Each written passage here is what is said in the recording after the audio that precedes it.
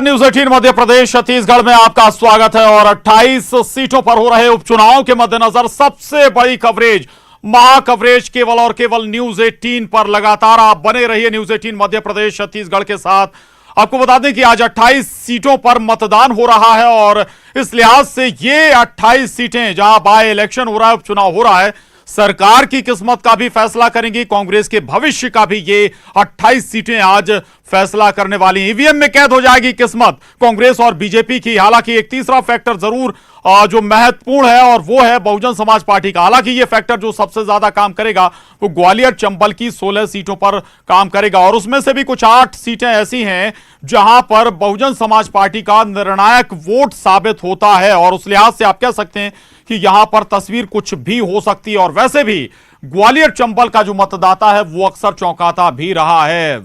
अक्सर सियासी दलों की संभावनाओं से इतर, या ये कहें कि जो संभावनाएं जताती हैं सियासी दल, उनसे हटकर कई बार यहां का मतदाता रहा है। और आज चूंकि 28 सीटों पर जो जो उम्मीदवार हैं वो अपने स्तर पर कोई पूजा कर रहा है, कोई पूजा पाठ कर रहा है, कोई लगातार अलग अलग तस्वीरें भी जो आ रही हैं वो भी हम आपको आज पूरे दिन दिखाते रहेंगे। चूंकि महा कवरेज ये न्यूज 18 मध्य प्रदेश छत्तीसगढ़ पर 28 सीटों के उपचुनाव की। शाम 6 बजे तक वोटिंग होगी। 7 बजे से वोटिंग शुरू हो चुकी है और शाम 6 बजे तक ये वोटिंग रहेगी।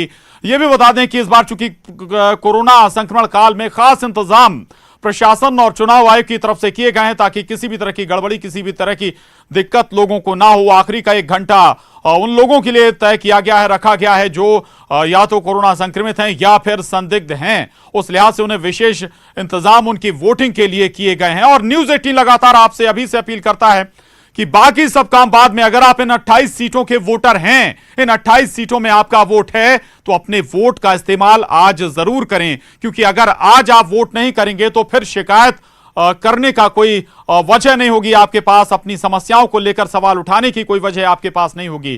क्योंकि आज ही आपको निर्णय करना है, आज ही तय करना है कि आप किसके वादों पर भरोसा करते हैं, किसके दावों पर भरोसा करते हैं, कौन आपके लिहाज से बेहतर जनप्रतिनिधि। अगर आप वोट देते हैं तब आपका अधिकार, ना केवल आपका यह अधिकार है बल्कि आपका यह अधिकार भी बन जाता है कि अपने जनप्रतिनिधि से सवाल करें कि आपने उसे वोट दिया और आपका या क्षेत्र का विकास कब होगा, कैसे होगा। और आप उन वादों को भी पूछ पाएंगे, उन वादों पर भी, दावों पर भी सवाल उठा पाएंगे जो लगातार कैंपेन के दौरान कांग्रेस बीजेपी लगातार करते नजर आए हैं।